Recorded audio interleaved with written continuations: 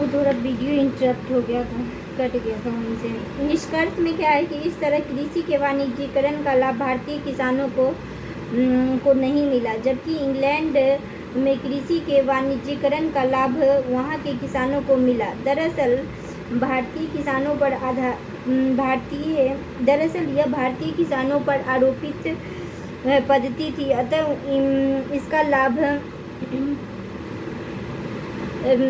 इसका लाभ भी आरोपित करने वाला शक्ति अर्थात औपनिवेशिक शक्ति को मिला। इस तरह कृषि का वाणिज्यीकरण औपनिवेशिक ढांचे के अंतर्गत लाई गई पद्धति, अतः इससे भारतीय किसानों को ऋणग्रस्तता, निर्धनता अतः अकाल की परंपरा। इस व्यवस्था में भारतीय किसान उसी तरह पीड़ित हुआ जैसा जावा इंडोनेशिया में डच कल्चर सिस्टम के तहत नकदी फसलों की खेती के लिए बाध्य किया जाने पर वहाँ के किसानों ने दुख उठाया था। इंडोनेशिया में डच कल्चर सिस्टम, ठीक है ना, वो उधर साइड वो डच ही थे।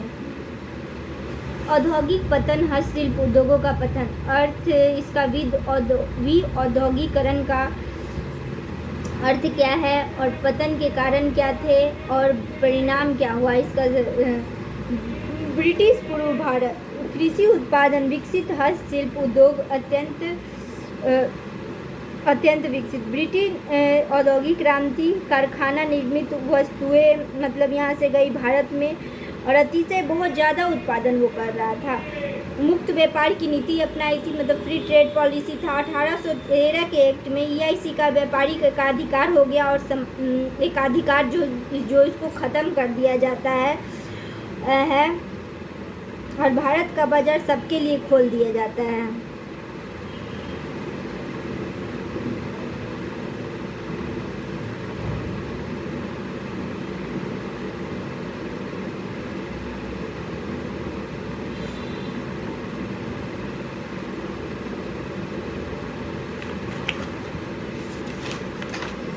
भारतीय अर्थव्यवस्था जो है वो में क्या है, तो भारतीय अर्थव्यवस्था कृषि में यहाँ पहले से ही कृषक मौजूद थे। हस्तशिल्प उद्योग की बात है तो इसका पतन होता है और शिल्पकार बेरोजगार हो जाते हैं, क्रय शक्ति से रहित हो जाती है।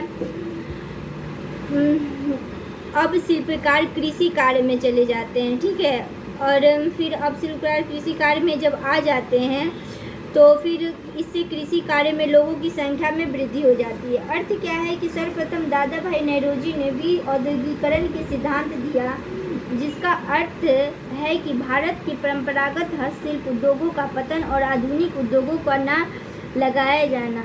वस्तुतः ब्रिटिश आर्थिक नीतियों के फलस्वरूप भारतीय अर्थव्यवस्था का रूपांतरण औपनिवेशिक अर्थव्यवस्था में हुआ और इस तरह औद्योगिकरण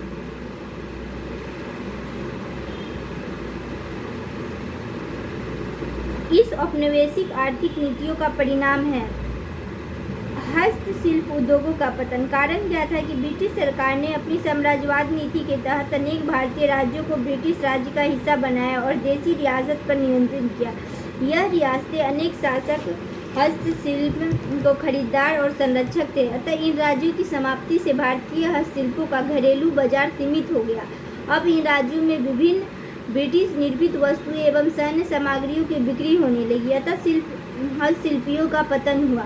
ब्रिटिश सरकार ने इंग्लैंड की औद्योगिक क्रांति का कारण हो रहे अतिशय उत्पादन को ध्यान में रखते हुए 1813 का अधिनियम पारित किया, जिसके तहत कंपनी का व्यापारी एकाधिकार समाप्त कर दिया गया और भारतीय बाजार प्रत्येक ब्रिटिश के लिए खोल दिए गए। इस तरह ब्रिटिश सरकार ने मुक्त व्यापार की नीति अपनाई। फलतः भारत में बड़ी मात्रा में ब्रिटिश निर्मित वस्तुओं का आगमन हुआ। भारतीय हस्तशिल्प ब्रिटिश कारखाना निर्मित वस्तुओं का मुकाबला नहीं कर सके, इसलिए हस्तशिल्प उद्योगों का पतन हुआ। तीसरा क्या कहता है कि इंग्लैंड ने अपने यहाँ भारत निर्मित वस्तुओं के आयात पर उच्च शुल्क लगाया ताकि भारतीय वस्तुएं महंगी हो जाए। इस तरह भारतीय हस्तशिल्पों के हाथ से बाह्य व्यापार, विदेशी व्यापार भी निकल गया, बाजार भी निकल गया।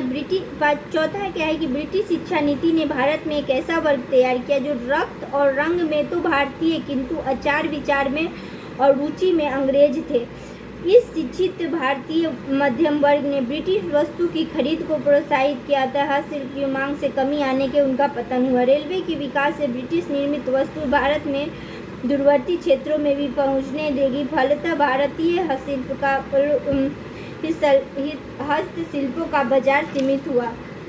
परिणाम क्या कहता है कि सकारात्मक परिणाम थे और नकारात्मक परिणाम थे। परिणाम, भारतीय हस्तशिल्प उद्योग के पतन ने सैद्धांतिक दृष्टि से भारत में आधुनिक उद्योगों के निर्माण का मार्ग प्रशस्त किया, किंतु प्राक पूंजीवादी उद्योग हस्तशिल्प उद्योग का पतन औद्योगिक पूंजीवाद विकास के लिए महत्वपूर्ण माना जाता है।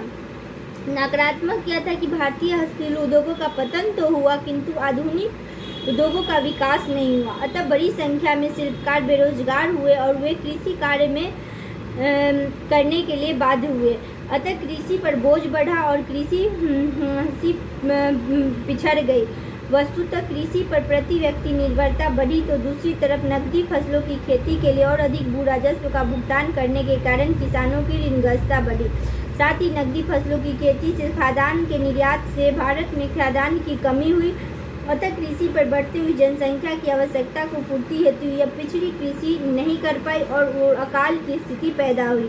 भारतीय अर्थव्यवस्था हस्तशिल्प उद्योग और कृषि के परस्पर सहयोग संबंधों पर आधारित थी, किंतु हस्तशिल्प उद्योग के पतन में यह संबंध टूट गया और भारत पूर्णतः एक ऐसे कृषि प्रधान पिछड़े देश के रूप में सामने आया जो कच्चे माल का निर्यातक और ब्रिटिश निर्मित वस्तुओं का आयातक था। अतः भारत का आर्थिक औद्योगिक विकास अवरुद्ध हुआ। निष्कर्ष में हम क्या लिख सकते हैं कि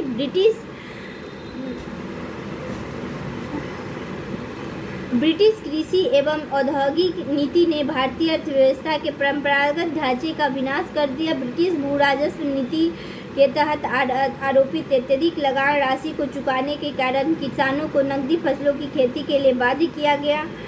साथ ही हस्तशिल्पियों के पतन ने शिल्पकारों को बेरोजगार एवं निर्धन बनाकर उन्हें कृषि के लिए बाध्य किया। फलतः ग्रामीण ऋणग्रस्तता बढ़ी और अकाल की स्थिति सामने आई। गांव में रहने वाली यह आबादी संपूर्ण भारत की प्रतिनिधित्व करती। इस तरह भारत एक निर्धन और पिछड़े देश के रूप में सामने आया और भारतीय अर्थव्यवस्था का पिछड़ापन उसका सर्वप्रमुख अभिलक्षण बन गया। आधुनिक उद्योगों का सीमित विकास। पहला चरण क्या था जो 1850 से 1914 तक था। दूसरा चरण 1914 से 1947 सीमित विकास के चरण थे। औद्योगिक विकास हुआ ब्रिटिश पूंजीपति के कोयला उद्योग, जूट उद्योग, बगान उद्योग और रेलवे का परिचालन, लौह उद्योग, वस्त्र उद्योग, उपभोक्ता सामग्री उद्योग और स्थानीय छोटी औद्योगिक इकाइयाँ। आधुनिक उद्योगों का सीमित विकास।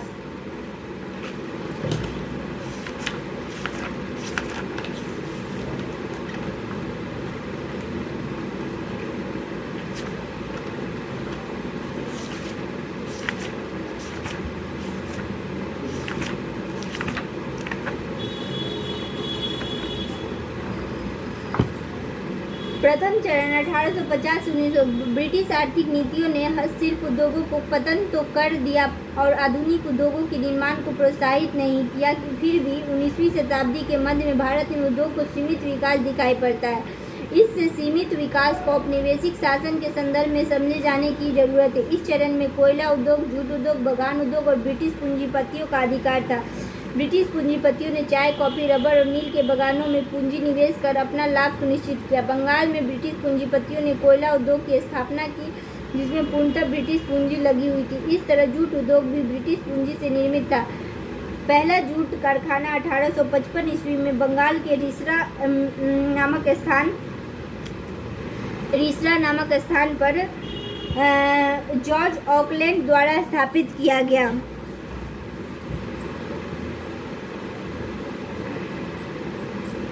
अंग्रेजों को अपना व्यापारी सामग्री को रखने के लिए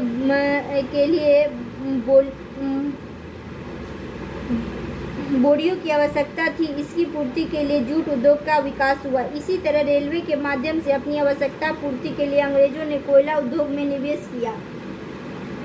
इस तरह ब्रिटिश औद्योगिक उपनिवेशिक हितों की पूर्ति के लिए अंग्रेजों ने सीमित स्तर पर नवीन उद्योगों का निर्माण। इसी तरह 1853 ईस्वी में कावस जीनाना भाई ने भरौच में प्रथम सूती मिल का वस्तुतः वस्त्र उद्योग के क्षेत्र में पूर्णतः भारतीय पूंजी लगी हुई थी। स्वदेशी आंदोलन के दौरान भी भारतीय उद्योगों का विकास हुआ। दरअसल विदेशी वस्तुओं का बहिष्कार एवं स्वदेशी के नारे ने भारतीय उद्योगों के विकास को प्रोत्साहित किया। इसी क्रम में माचिस उद्योग, साबुन उद्योग और बंगाल केमिकल्स जैसी स्थानीय स्वदेशी इकाइयों का निर्माण हुआ। द्वितीय चरण 1914 से 17 विश्व युद्ध के दौरान भारत में औद्योगिक विकास दिखाई देता है।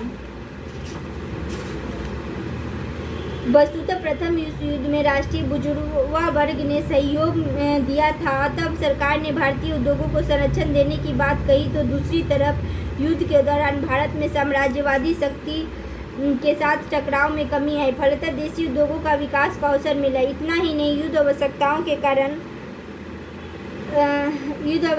के कारण ब्रिटिश सरकार ने भारतीय उद्योगों के संरक्षण देने की व्यवस्था। वस्तुतः 1916 में थॉमस हॉलैंड के नेतृत्व में प्रथम औद्योगिक आयोग का गठन हुआ, जिसने सरकार से भारतीय उद्योगों के संरक्षण की बात कही।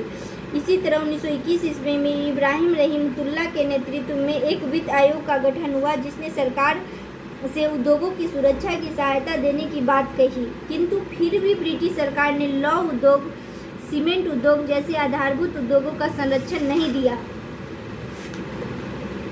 द्वितीय विश्व युद्ध के दौरान 1944 ईस्वी में 8 पूंजीपतियों ने बम्बई योजना प्रस्तुत की। बम्बई योजना, जिसमें टाटा, बिरला, पुरुषोत्तम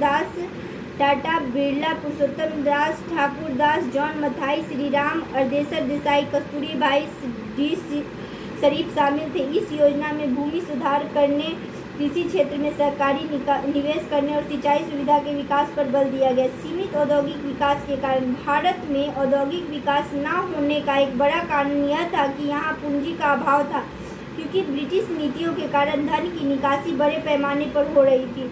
भारतीय उद्योगों को सरकार का संरक्षण नहीं मिला। ब्रिटिश सरकार ने रेलवे के संदर्भ में माल भाड़ा दरें भेदभाव मूलक रखी। इससे भारतीयों को हानि हुई।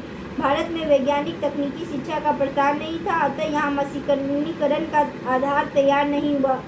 वस्तुतः मशीनीकरण हेतु विदेशों पर ही निर्भरता बनी रही। बैंकिंग और बीमा क्षेत्र पर ब्रिटिश का नियंत्रण था, जिसने भारतीय उद्योगों को सहयोग नहीं दिया, अर्थात ऋण एवं ब्याज शर्तें अत्यंत कठोर होती थी।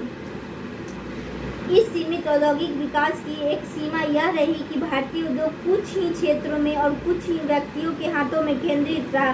फलतः क्षेत्रीय और आर्थिक असंतुलन पैदा हुआ। रेलवे उद्देश्य विकास विशेषताएं, परिणाम मूल्यांकन, लाभ हानि और रेलवे।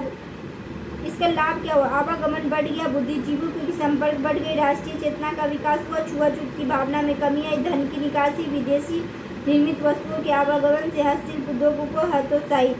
उद्देश्य क्या था कि ब्रिटिश साम्राज्यवाद ने आर्थिक, राजनीतिक एवं सैनिक हितों की पूर्ति के लिए अंग्रेजों ने भारत में रेलवे का विकास किया। वस्तुतः भारत में मौजूद पूंजीपति को आर्थिक लाभ पहुंचाने के लिए भारत में रेलवे का विकास पर बल दिया गया। भारत में कच्चे माल के निर्यात केंद्रों को बंदरगाही क्षेत्रों में जोड़ने के लिए रेलवे का, जिससे कि कच्चा माल एवं खाद्यान्न सुगमता पूर्वक इंग्लैंड में पहुंचाया जा सके।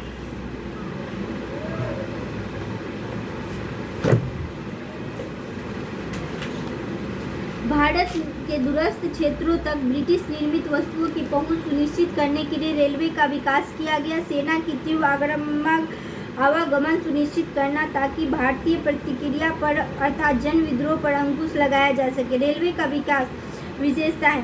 16 अप्रैल 1853 को पहली रेल बम्बई से थाने के बीच चली, तो दूसरी बंगाल में कलकत्ता से रानीगंज तक के बीच चली।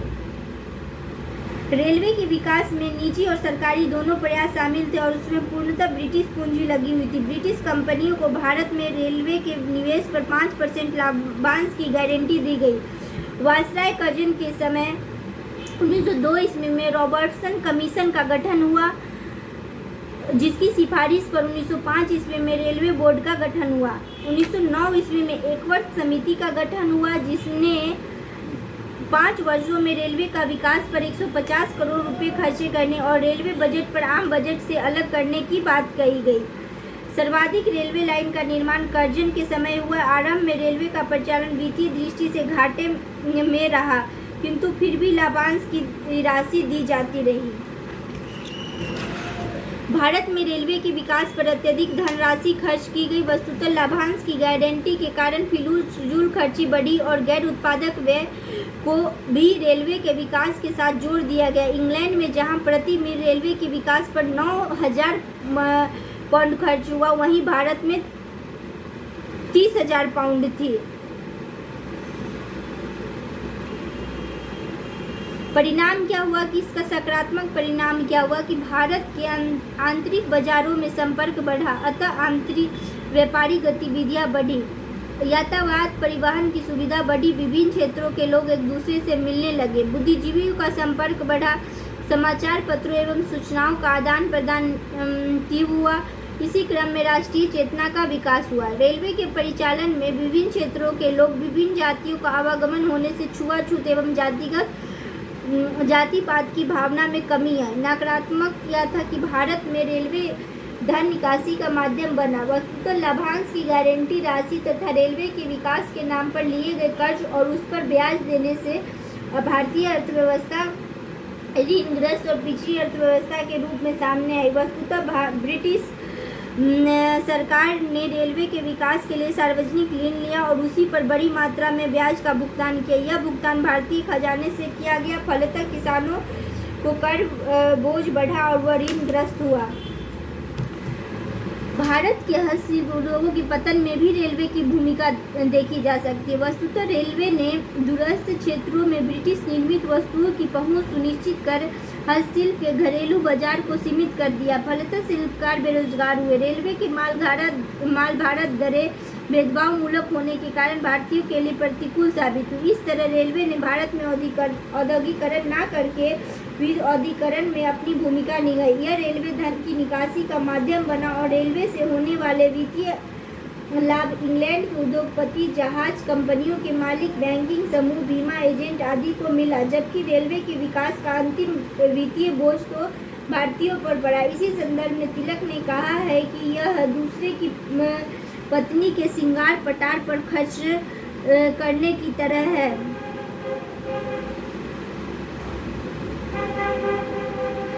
रेलवे के संदर्भ में भारतीयों पर पड़ने वाले बोझ यह कहा गया कि रेलवे सार्वजनिक जोखिम पर निजी उद्यम का रोचक उदाहरण है।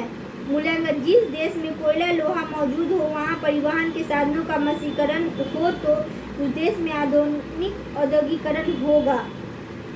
मार्क्स: उपरोक्त कथन रेलवे और औद्योगिकरण के गहन संबंधों को दर्शाता है। वस्तुतः कोयला लोहा औद्योगिकरण विकास के लिए आधारभूत तत्व है। इससे लोहे का विकास होता है और लौह उद्योग के विकास से अन्य उद्योगों के लिए मशीनों की उपलब्धता सुनिश्चित होती है। तो साथ ही परिवहन साधनों के मशीनीकरण जैसे रेलवे एवं मोटर गाड़ी के परिचालन में व्यापारिक गतिविधियों में तीव्रता आती है। इसी क्रम में बैंकिंग सेवाओं का विकास होता है, साथ ही आधुनिक वैज्ञानिक तकनीकी शिक्षा का प्रसार होता है। इन सब का सम्मिलित परिणाम आधुनिक औद्योगिकरण देश के रूप में सामने आता है। यह स्थिति ब्रिटेन, इटली, जर्मनी, जापान आदि देशों में देखी जाए। इस तरह मार्क्स का यह कथन सत्य दिखाई दे रहा है, किंतु भारत के संदर्भ में मार्क्स का यह कथन लागू नहीं होता। यदि भारत में कोयला और लोहा मौजूद था और थोड़े ही समय में तीव्र गति से रेलवे, किंतु आधुनिक औद्योगिकरण नहीं हुआ। इसका कारण यह था कि ब्रिटेन ने भारत में औपनिवेशिक नियंत्रण किया था और ब्रिटिश सरकार अपने आर्थिक औपनिवेशिक हितों को ध्यान में रखकर भारत में अपने स्वार्थ की पूर्ति के लिए रेलवे का विकास कर रही थी। वस्तुतः रेलवे से संबंधित सभी कल पुर्जे और रेलवे लाइन का निर्माण ब्रिटेन के उद्योग में होता था और वहां उन्हें भारत लाया गया। इसलिए भारत में लौह उद्योग का विकास अर्थात औद्योगिकरण नहीं हुआ। इतना ही नहीं, रेलवे पर ब्रिटिश का नियंत्रण था और रेलवे ने तो ब्रिटिश निर्मित वस्तुओं को भारतीय बाजार में लाकर विऔद्योगिकरण की क्रिया को तीव्र किया और धन निकासी का मार्ग सुदृढ़। इस तरह रेलवे ने भारत में वही किया जो अन्यत्र नहीं किया, जो दूसरे ने नहीं किया, रेलवे ही किया।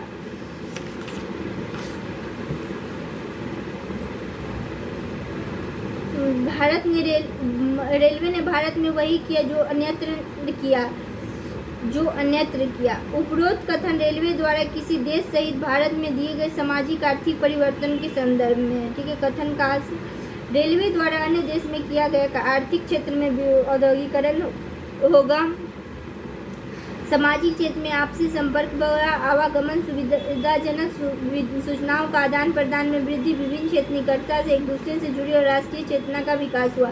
भारत में रेलवे की भूमिका। सामाजिक। रेलवे ने आपसी संपर्क बढ़ाया, बुद्धिजीवियों का संपर्क बढ़ा, राष्ट्रीय चेतना में वृद्धि हुई, छुआछूत में कमी है।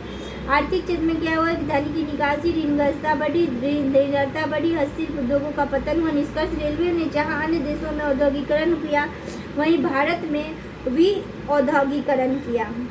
इसी दृष्टि से हम कह सकते हैं कि रेलवे में भारत में वही किया जो अन्यत्र नहीं किया। ठीक है। धन की निकासी, इसका अर्थ क्या था, स्रोत क्या था, प्रक्रिया क्या थी और परिणाम क्या था। भारत राजनीतिक प्रशासनिक एकीकरण किया, आधुनिक प्रशासनिक संरचना का निर्माण, सिविल सेवा, पुलिस एवं न्यायिक व्यवस्था, भारत को सुरक्षा प्रदान की, संचार परिवहन की सुविधाएं, रेलवे, डाकघर व्यवस्था, सड़कों पुलों का निर्माण, आधुनिक शिक्षा, शिक्षण केंद्र। अर्थ क्या था कि भारत धन संपत्ति को ब्रिटेन जाना और उसके बदले भारतीयों को कोई भौतिक लाभ नहीं मिलना।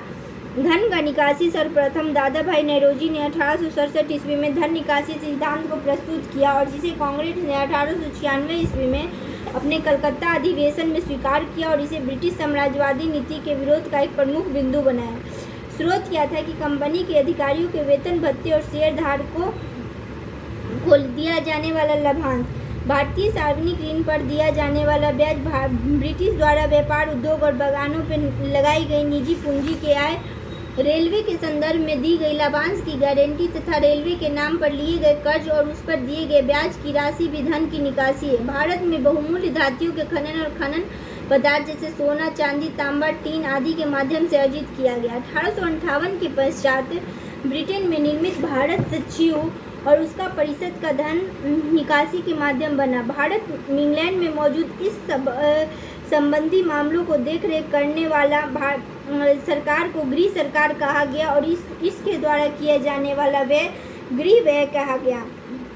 इस गृह व्यय में इंग्लैंड में भारत की जाने वाली सैन्य सामग्री की खरीद तथा इंग्लैंड द्वारा की जाने वाली सैन्य अभियान का वह व्यय जिससे भारतीय राजस्व पर आरोपित किया गया। इस तरह भारत के कारण किए जाने वाले नागरिक और सैन्य गृह शामिल था। लंदन में भारतीय धन से निर्मित सुरक्षित कोष बनाया गया जिसका लाभ इंग्लैंड ने तो उठाया किंतु भारतीयों को इस पर कोई ब्याज नहीं मिला। इस तरह सुरक्षित कोष भी धन निकासी का स्रोत बना। 1857 के दमन करने के लिए व्यय को भी भारतीय खजाने पर आरोपित किया गया और इसी तरह अफगान युद्ध, चीन में बक्सर विद्रोह एवं विश्व युद्धों में भारत के सैनिक शामिल किया गया जिसका खर्च भारतीय राजस्व पर डाला गया जो धन की निकासी थी। प्रक्रिया क्या था कि पलासी युद्ध में विजय के पश्चात अंग्रेजों द्वारा बंगाल की लूट अर्थात धन की निकासी प्रारंभ हुई। बंगाल में कठपुतली नवाबों के समय समय पर प्राप्त की गई धनराशि भी धन की निकासी। इस तरह 1765 ईस्वी में इलाहाबाद की संधि के माध्यम से बंगाल की दीवानी अधिकार प्राप्त कर अंग्रेजों ने निवेश के माध्यम से धन की निकास अर्थात बंगाल के राजस्व से वस्तुओं पर की खरीद यूरोप में निर्यात कर मुनाफा कमाए। इसी तरह रेलवे भी धन निकासी की प्रक्रिया को तीव्र करती है। वस्तुतः रेलवे ने भारत से कच्चे माल और खाद्यान्न के रूप में धन निकासी तो की, दूसरी तरह निर्मित ब्रिटिश वस्तुओं को भारतीय बाजार में विस्तारित कर धन निकासी की प्रक्रिया को गतिशील भी बनाया। परिणाम क्या थे इसके? धन निकासी के कारण भारतीय अर्थव्यवस्था क्या हुई कि कमजोर एवं पिछड़ी अर्थव्यवस्था के रूप में सामने आई। वस्तुतः अत्यधिक भू राजस्व राशि वसूल कर विभिन्न माध्यमों से इंग्लैंड भेजा गया। अतः भारत में गरीबी और ऋणग्रस्तता में वृद्धि और लोगों की क्रय शक्ति कम हुई अर्थात अकाल की स्थिति पैदा हुई। सरकारी आय का 75% से अधिक गांव एक कृषक वर्ग के रूप में और इस राजस्व को नगण्य भाग गांव पर खर्च किया जाता था। वस्तुतः खर्च का एक बड़ा भाग प्रशासन, प्रतिरक्षा एवं शांति व्यवस्था से संबंधित था जो शहरों में खर्च होता था। इस तरह इंग्लैंड की औद्योगिक व्यवस्था की पूर्ति इन खर्चों के माध्यम से पूरी की जाती थी। इस तरह भारतीय गांव की निर्धनता में वृद्धि होती गई चूँकि भारत गाँव में बसता था और भारत का निधीकरण हुआ। भारत में धन निकासी के कारण पूंजी का अभाव हुआ। भारत में औद्योगिकरण विकास अवरुद्ध हुआ। धन निकासी ने ब्रिटेन के ब्रिटेन के धन निकासी सिद्धांत को स्पष्ट करने के लिए ब्रिटेन को शोषणकारी चेहरा उजागर हुआ। फलतः भारतीय बुद्धिजीवियों को ब्रिटिश भारत के शुभचिंतक होने का दावा करना एक धोखा नजर आया। इसी क्रम से आर्थिक नीतियों का विरोध शुरू हुआ और राष्ट्रवादी भावना तीव्र हुई। इसी संदर्भ में यह कहा जा सकता है कि राष्ट्रवाद आरंभिक चरणों में आर्थिक स्वरूप लिए हुए था। हमारी अर्थव्यवस्था इस स्पंज की तरह कार्य करती है जिसमें गंगा तट से सारी अच्छी वस्तुएं सोखकर टेम्स नदी के किनारे जाकर निचोड़ देती है।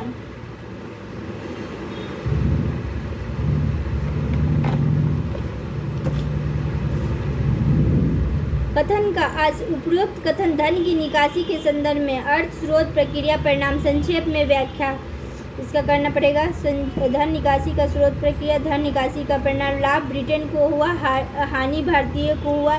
निष्कर्ष, गांव निर्धन अर्थात भारतीय बाढ़। कृषि में वाणिज्यीकरण ने किस सीमा तक भारत के ग्रामीण परिदृश्य को प्रभावित किया है? कृषि के वाणिज्यीकरण का अर्थ उद्देश्य सकारात्मक शहरी ग्रामीण संपर्क बढ़ा, विश्व अर्थव्यवस्था में जुड़ा नकारात्मक ऋणग्रस्तता, निर्धनता, बिचौलियों का प्रवेश, खाद्यान्न में कमी, अकाल की बारंबारता। निष्कर्ष, गांव निर्धन हुआ, भारत निर्धन। आकाश अंग्रेजों ने जिन आर्थिक नीतियों का अनुसरण किया उससे भारतीय अर्थव्यवस्था में औपनिवेशिक रूप धारण कर लिया। इससे भारतीय अर्थव्यवस्था की परंपरागत संरचना में विघटन हुआ। कृषि उद्योग एवं ग्रामीण विकास के संदर्भ में यह कैसे घटित हुआ?